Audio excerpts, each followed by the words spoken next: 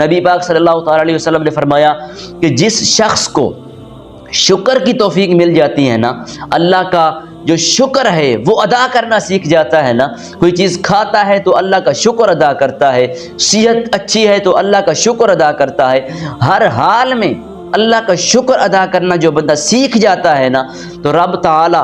اس شکر کی برکت سے اس شخص کو جو نعمت عطا فرماتا ہے، وہ نعمت یہ ہے کہ اس کے رزق کے اندر فراوانی اور برکت نازل فرما دیتا ہے۔ اور یہ رب تعالیٰ کا فرمان ہے کہ اے لوگو، تم میرا صرف شکر کرو، میں تمہیں بے بہا رزق عطا کروں گا، تمہیں دینے کے اندر میں اضافہ کر دوں گا، میری عطا تم پر کثیر ہو جائے گی، بس تم صرف میرا شکر کرتے رہو۔ تو یہ رب تعالیٰ کا شکر کرنا